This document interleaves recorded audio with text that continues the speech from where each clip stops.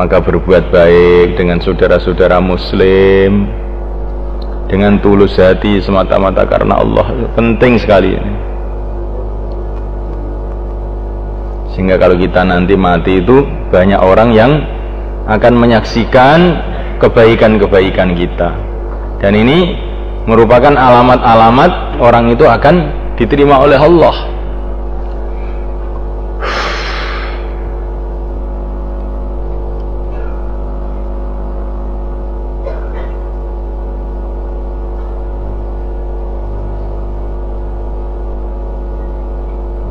Maka banyak ulama-ulama yang dulu pada hidupnya itu banyak dimusuhi oleh orang ya karena perjuangannya. Ya. Maka beliau ini mengatakan baini wa bainakum yaumal janais. Baini wa bainakum yaumal janais. Saksi antara aku dengan kamu nanti kalau jenazah saya sudah dipikul ke kubur. Maksudnya nanti apa yang terjadi ketika saya mati, itulah sebagai bukti saya ini benar atau salah.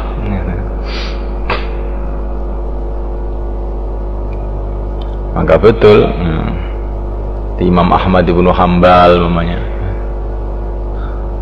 di mana beliau ini pada waktu hidupnya banyak mendapatkan tantangan-tantangan dari segala arah. Tapi ketika beliau wafat ini, subhanallah ya, jenazah ini itu yang mengiringkan itu diperkirakan lebih dari 1 juta orang ya. Dan pada hari wafatnya Imam Ahmad ibnu Hanbal ini banyak sekali orang-orang Yahudi, orang Nasrani pada masuk Islam. Kan aneh itu. Jadi di antara karomahnya orang Islam yang diterima oleh Allah itu, ketika dia mati ini Allah gerakkan hamba-hambanya untuk menyolatkan, untuk bercerita kebaikannya. Ini bagian tanda-tanda orang itu makbul. Tetapi ada tetapinya. Jangan kamu berburuk sangka kalau ada orang mati kemudian tidak ada yang membicarakan kebaikannya, bukan berarti dia ini tidak makbul, belum tentu.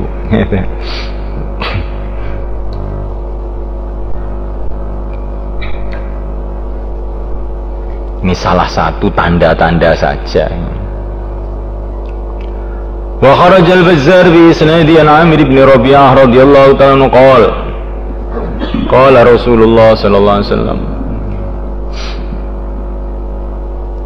Termasuk orang yang pada zaman betul-betul saya heran adalah Sayyid Muhammad Al-Alawi Al-Maliki yang mengarang Zubdah, yang menulis Manhal Latif.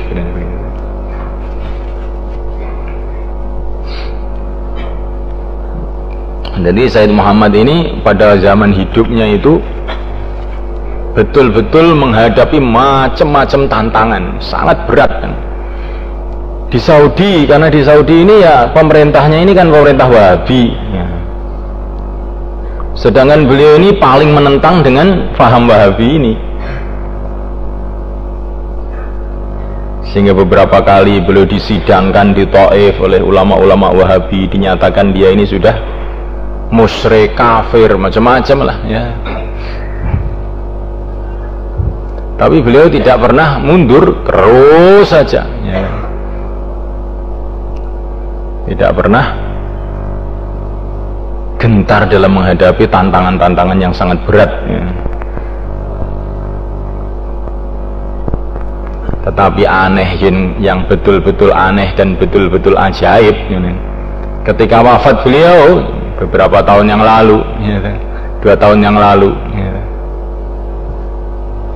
ini yang mendatangi pengkuburannya itu luar biasa banyaknya ya. Penuh itu Mekah untuk takziah pada keluarga beliau ini, sampai ulama-ulama Wahabi sendiri ya. Hanya Sudes saja yang nggak mau ya. Yang lain semua datang, termasuk raja, seluruh keluarga datang semua, ya. Nah, ini termasuk satu tanda-tanda qabuliyah di sisi Allah, di antaranya itu.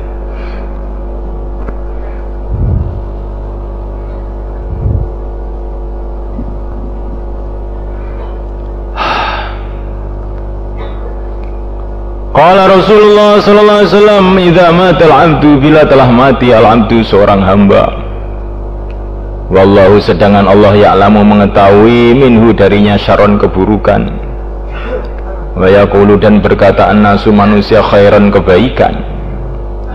Qala Allah azza wa jalla malaikati kepada para malaikatnya, qad qabiltu sungguh aku telah menerima syahadat abdi persaksian hamba-hambaku ala abdi atas hambaku yang mati ini, wa ghafartu dan aku telah mengampuni lahu untuknya ilmi pengetahuanku fihi mengenainya, walaupun saya tahu ini orang buruk para malaikat, tapi karena orang-orang bilang baik, ya sudah,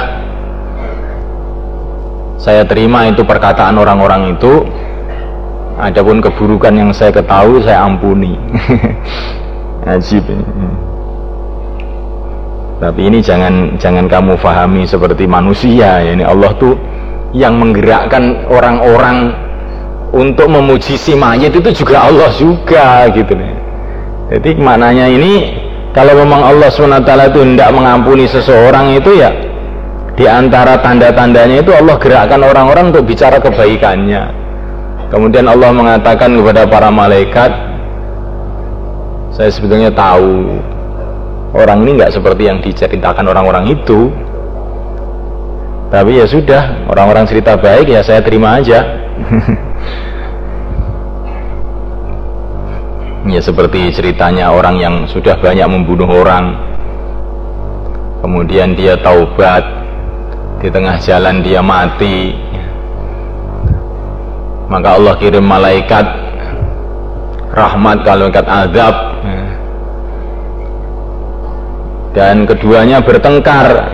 Ini harus diazab, ini harus dirahmati ini, karena dia sudah mau tobat, mau tok aja ya, ini belum pernah berbuat kebaikan, ini harus ke neraka ini. Kemudian Allah kirim malaikat yang bagian jadi hakim, sudah diukur saja. Kalau dia lebih dekat kepada kampung tempat tobat, maka dia ini masukkan surga ya. Kalau dia ini lebih dekat kepada kampung tempat maksiat, masukkan neraka. Diukur. Tapi ketika terjadi pengukuran, tiba-tiba Allah berfirman kepada bumi, hei bumi tempat tobat, kamu mendekat. Bumi tempat maksiat menjauh. Akhirnya diukur ya, jadinya dekat kepada tempat tobat. Sebetulnya lebih jauh tempat tobatnya itu sebetulnya. Tapi ketika hatinya itu telah diterima oleh Allah, ya malaikat pun sudah diatur demikian oleh Allah SWT, sehingga akhirnya malaikat pun ya sudah, memang ini lebih dekat ke sana. Jadi orang itu kalau sudah diterima oleh Allah SWT itu ada aja jalan untuk selamat itu. Termasuk jalannya itu orang-orang digerakkan untuk memuji dia, yang mengakibatkan Allah ampuni dia ya. Sebaliknya kalau seseorang itu amalannya tidak diterima, ya ada saja ya, sebab-sebab mengakibatkan dia celaka ya. Maka terus bagaimana kita menghadapi yang demikian ini? Maka orang mukmin itu bainal khauf war raja, senantiasa berharap, senantiasa takut, senantiasa berharap, senantiasa takut. Walaupun amalan kamu sudah seperti amalan para sahabat pun ya, tapi semestinya tambah takut, karena Allah kalau mau menyalahkan kita ya ada aja salahnya. Kalaupun dosa kita ini sudah banyak sekali, jangan putus asa, senantiasa berharap, karena kalau Allah mengampuni ya ada aja jalan mengampuni.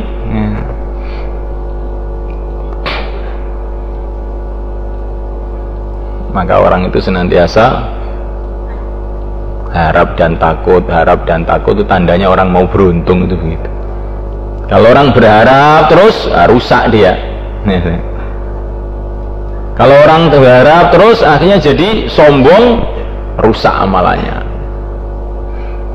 Begitu juga kalau orang takut akhirnya putus asa, juga hancur dia.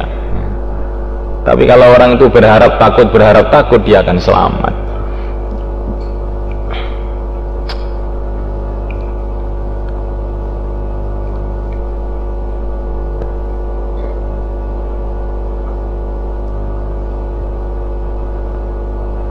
Orang itu walaupun sudah mujahadah bagaimana, ya, senantiasa khawatir kalau dia ini terjerumus di dalam keburukan. Sudah hafid Quran,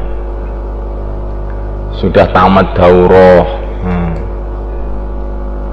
Bukhari Muslim khatam, apal, ya, sudah keluar setahun, ya, sudah mujahadah sampai batuknya seperti dengkul unta umpamanya, ya, sudah puasa terus, ya, sampai kering kurus, nggak ada dagingnya, ya. Walaupun begitu pun, ya, kita ini harus senantiasa khawatir, gitu. Karena orang tuh bagaimanapun sehatnya, kalau Allah nggak jaga, ya, tahu-tahu kesandung, jungkel, pecah kepalanya, ya.